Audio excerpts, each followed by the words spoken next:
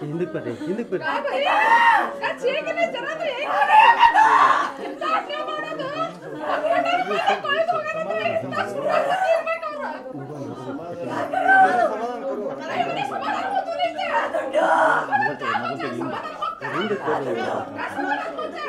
ರಮೇಶ್ ಸರ್ಕಾರ್ photo studio business ನಿಂದ ವರ್ಷಕ್ಕೆ 2 ಕೋಟಿ ಟರ್ನ್ ಓವರ್ ಮಾಡ್ತಿದ್ದಾರೆ. ನೀವು ಕೂಡ ಅವರಿಂದ ಕಲಿಬೇಕಾ? ಅವ್ರ ಜೊತೆ ವಿಡಿಯೋ ಕಾಲ್ ನಲ್ಲಿ ಮಾತಾಡಬೇಕಾ?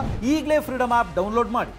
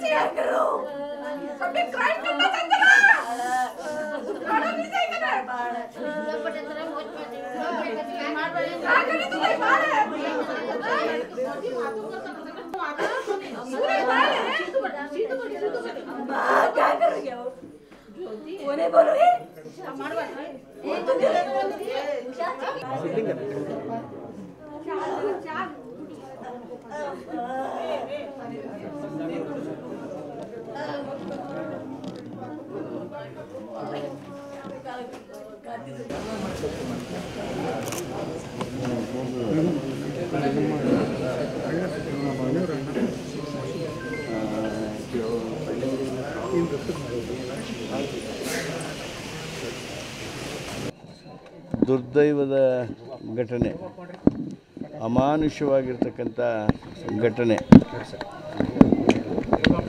ಈಗ ತಕ್ಷಣ ಸಾರ್ವಜನಿಕರು, ಪೊಲೀಸ್ ಹಿರಿಯ ಅಧಿಕಾರಿಗಳು ಅವರು ಯಾವ ಕಡೆಯಿಂದ ಎಂಟ್ರಿ ಆಗಿದ್ದಾರೆ, ಯಾರು ಗುನ್ನೆ ಮಾಡೋದಕ್ಕೆ ಬಂದಿದ್ದಾರೆ, ಅವರು ಮೇಲಿಂದ ಬಂದಿದ್ದಾರೋ ಹೇಗೆ ಅನ್ನೋದ್ರ ಬಗ್ಗೆ ಅವರೆಲ್ಲ ತನಿಖೆ ಮಾಡ್ತಾ ಇದ್ದಾರೆ. ಇಂಥ ಅಮಾನವೀಯ ಘಟನೆ ಮಾಡಿರುವ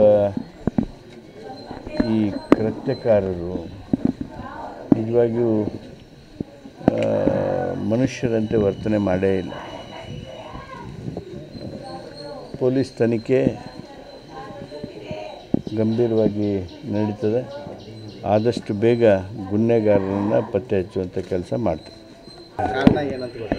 ಇಲ್ಲ, ನಾನು ಅವುಗಳ ಬಗ್ಗೆ ದೀರ್ಘವಾಗಿ ಪೊಲೀಸರ ಜೊತೆಗೆ ಚರ್ಚೆ ಮಾಡಿಲ್ಲ. ನಮ್ಮ SP ಅವರು ಸ್ಥಳದ ಮೇಲೆ ಇದ್ದಾರೆ, ನಾವು ಸಾರ್ವಜನಿಕರ ಜೊತೆಗೇ ಇದ್ದೇವೆ.